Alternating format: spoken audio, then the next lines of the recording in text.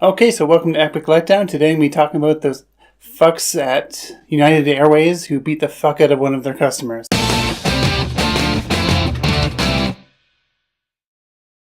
Alright, so, haven't heard about it. I do believe it was Sunday. United Airlines had a flight going from Chicago to Louisville. And basically what happened, they overbooked a flight. They had 4 employees that needed to get to work in Louisville. So they offered money to get some of the people off the flight.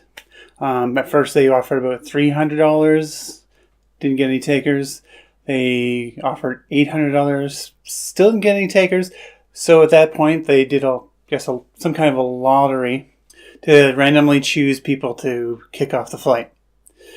3 of the 4 left without any problems. But there was one customer who, yes, I say customer because they are your customer, who felt he really needed to get where he was going. So they had a tough time getting off the flight. At one point, they had 3 security guards forcibly pull this guy off the flight, in the process smashing his face off one of the armrests. I don't have footage of it, but you can go and look for footage of this actually happening. There were at least 3, maybe 4 people who got good footage of it on the airplane itself. You can clearly see the guy being physically pulled out of his seat and smashed into the armrest. And what United Airways say about it? To them, no big deal. It was just a slight bit of miscommunication. But no, you can't just beat the fuck out of one of your customers, have 3 or 4 people film it, and expect to turn it around PR-wise.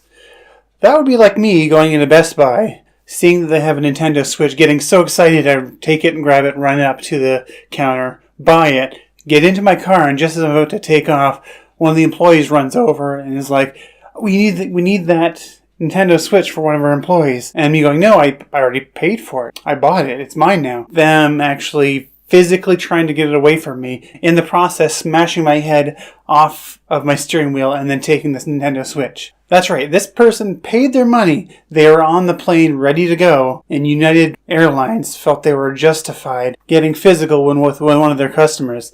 See how I keep saying customer? That's right, I keep saying customer because this person was one of your customers. You can't just treat people like cattle or farm animals that you can just knock on the head and just drag out.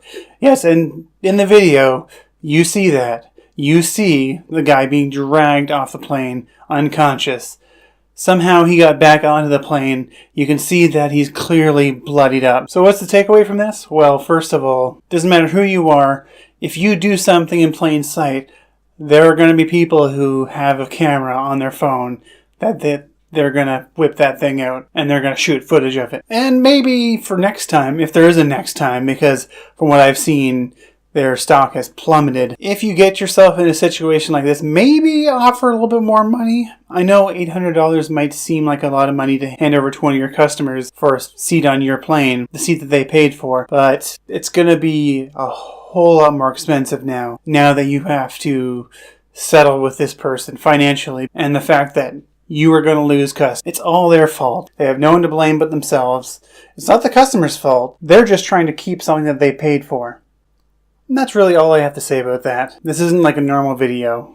This was kind of just off the cuff. But so I'll have a regular video, hopefully up on Friday. Go ahead and like, subscribe, share, all that kind of stuff. The whole rigmarole. I guess I'll just see you on the flip side. If I don't get the fuck beat out of me by United Airlines. Luckily I don't fly that often.